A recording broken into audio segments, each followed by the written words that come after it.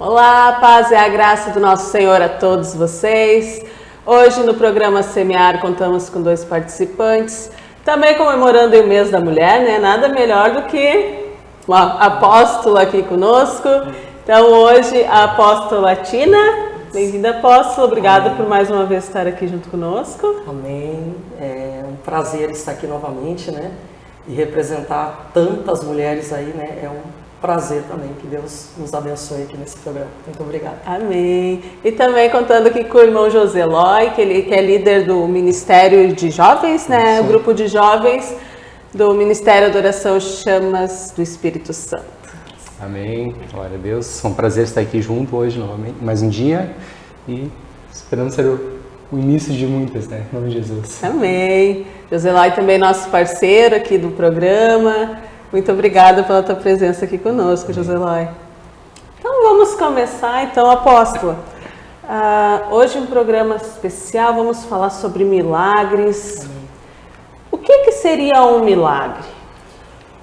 Olha, Camila, eu vejo o milagre como uma intervenção do céu na terra. Quando todo o sistema humano esgota, Deus toca a terra e acontece um milagre. Aquilo que nós não podemos explicar cientificamente, espiritualmente, fisicamente, é um milagre. É um milagre. E testemunhos de milagre, acredito que tenha muitos, né? Muitos. Na realidade, a minha caminhada com Cristo começou com um milagre, né? Eu provei milagre. A Bíblia diz, ó, provai e vede que o Senhor é bom. E a minha família provou um milagre, né? Eu tinha 6 anos de idade e uma enfermidade incurável, né? Os médicos, passamos pelos médicos da cidade, fora da cidade, e esse diagnóstico não foi dado, né? Então era algo impossível de se resolver. E houve uma intervenção do céu na terra, né? Usando uma pessoa que nos levou para Cristo. E esse primeiro culto, esse primeiro contato que eu tive com Deus, houve a cura, né?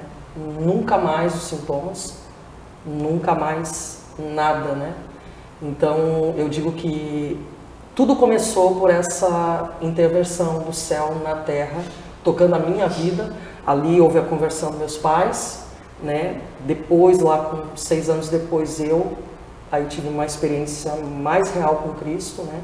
Não que essa não tenha sido, mas com 12 anos aí eu me entreguei a Jesus e tudo começou aí. Hoje a minha família, eu e a minha casa, servimos ao Senhor. Amém. Milagres, todos temos, né, assim, testemunhos de milagres na nossa vida. E muitas vezes é só o milagre mesmo, é só Deus para conseguir nos tirar de algo, como a enfermidade, né? Exatamente. Deus agiu, Deus curou. Deus tem os meios de atrair, né? Assim como quando vai pescar, cada peixe tem uma isca determinada, né? A isca, para minha casa, foi um milagre, né?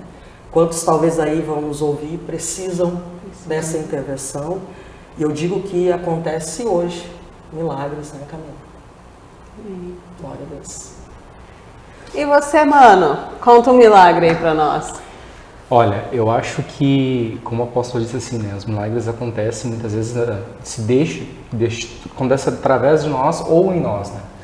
Então, a gente tem visto aí grandes curas, grandes acontecimentos, né? Inclusive hoje na terça-feira, na terça-feira durante o culto, eu particularmente estava com uma enfermidade, né? E após o culto ali a gente orou e o milagre aconteceu. Que eu até cheguei em casa e ainda mandei um áudio para a apóstola, né? Ali, que durante o culto eu estava que não conseguia nem respirar. Eu respirava e eu sentia muita dor, né? E a gente orou ali e o milagre aconteceu. Eu creio que o milagre aconteceu, porque eu cheguei em casa e já não sentia nada, né? E muitas vezes nós acabamos sendo instrumentos de Deus para operar milagres, né? E eu creio que quando a gente se disponibiliza a ser usado por Deus, né, a palavra diz que onde nós impusermos as nossas mãos, as curas iriam acontecer. Então nós precisamos disso, nós precisamos nos permitir ser usados por Deus para que as coisas venham a acontecer, né? E eu creio que há um propósito, que há um grande chamado para essas coisas, para todos, né? No momento que tu se disponibiliza a ser usado por Deus, né? O desejo de Deus é que nós possamos ser usados em curas, milagres, maravilhas, prodígios, né? O próprio Jesus, ele diz assim que em meu nome farão as mesmas obras do que eu e obras maiores ainda. Então eu creio e anseio ver isso muitas vezes. Deus usa o vaso, né? Nós somos só vasos usados por Ele para transmitir o milagre. A fé move montanhas e o milagre, não interessa o tamanho do milagre, né? Deus age, Deus cura, Deus dá o milagre. A gente precisa só crer, acreditar. Isso. O que você tem para falar para nós sobre isso? Também eu acho bem importante a gente comentar isso aqui, Camila. Tem diferença entre o milagre e a cura, né? Tem uma vasta diferença aí. E qual é a diferença? O milagre ele é instantâneo, né? A gente orou com o Joselói ali no sábado e ele foi curado, né? Foi um milagre. Agora a cura, a gente ora.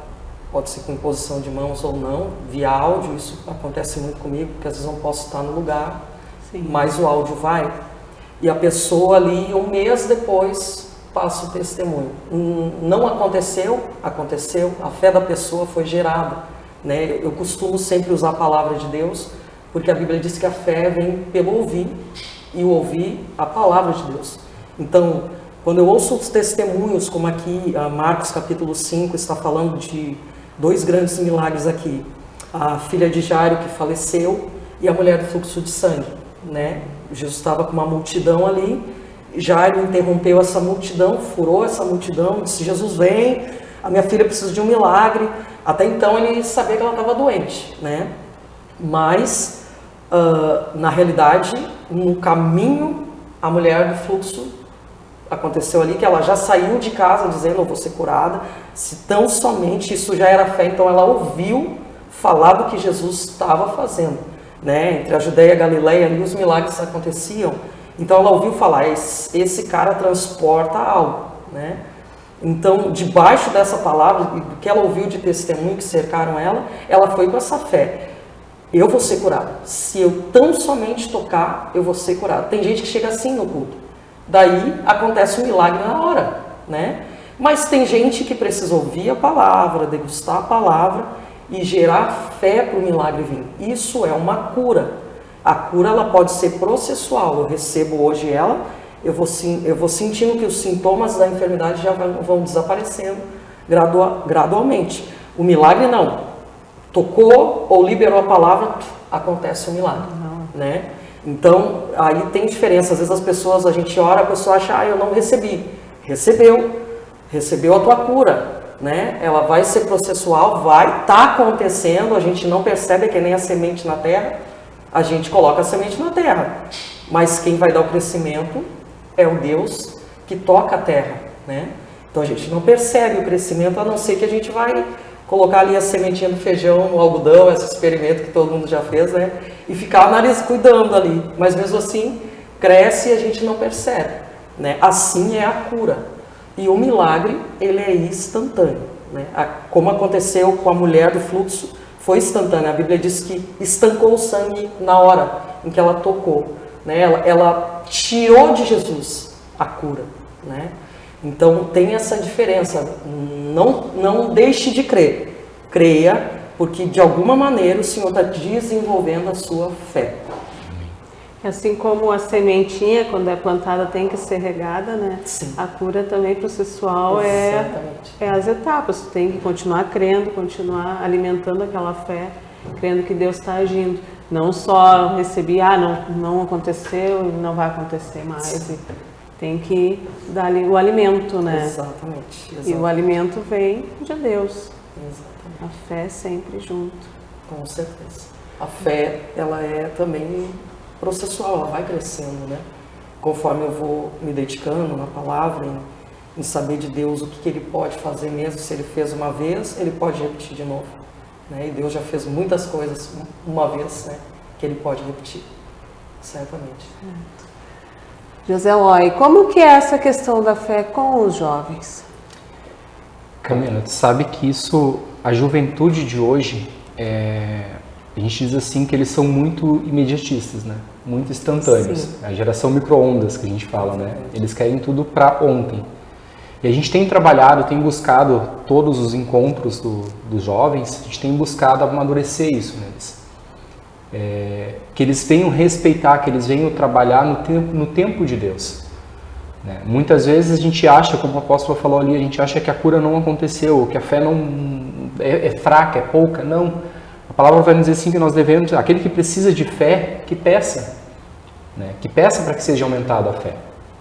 Então, isso a gente busca nos jovens, a gente busca despertar neles a curiosidade, o desejo de estar na presença de Deus. Sabe? A gente ainda diz assim que o Conecta Jovem, que é o nosso grupo, é literalmente sair da caixa. Né? É eles experimentarem, ter experiências novas com Deus. Então, às vezes as pessoas, os jovens vêm, a gente tem muitos, tivemos e ainda temos muitos jovens que não frequentam o culto em si, eles vão apenas no grupo de jovens, porque um amiguinho convidou, porque outro convidou. Então, ali a gente começa a semear a fé neles. Ali a gente começa, olha, Deus pode fazer, Deus pode transformar, Deus pode mudar. A tua família hoje não está vindo, mas Deus pode conduzir todas as coisas. As coisas estão acontecendo de uma forma errada, mas Deus pode mudar a tua história. Sabe? Isso tem sido gratificante. A gente vê a evolução deles, os jovens que chegam talvez hoje no grupo não sabem nem orar e a gente começa a instruir, e eles começam a, talvez de uma maneira forçada, porque a gente costuma brincar com eles, eu oro e eu fico quieto, outro tem que continuar a oração. Né? No grupo já mais dificilmente quando a gente faz essa dinâmica com eles, a gente não pode ficar em silêncio. Precisa alguém estar sempre orando. Sim. E desta maneira eles vão motivando a fé deles. Né? Daqui a pouco um já coloca, eu quero uma oração pela minha mãe, pelo meu pai, pelo meu vizinho, sabe? E aquilo ali daqui a pouco no próximo encontro, aconteceu o que eu orei, aconteceu o que eu pedi, sabe? Isso é gratificante, tu vê que a fé está aumentando na vida deles, né? E muitas vezes eles são os únicos, né, da família que estão conhecendo a Cristo, que frequentam a igreja. Exatamente. E eles servem como ferramenta dentro de casa para trazer Exatamente. a família. Né? Nós tivemos muitos casos de jovens ali que era apenas eles. O pai não era, a mãe não era, talvez o pai alcoolizado, enfim, o pai preso. Tivemos muitas situações.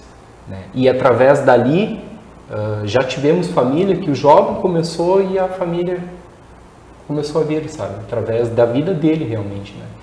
Isso é importante. Hoje a gente, eu sempre costumo falar que a gente precisa investir nessa geração.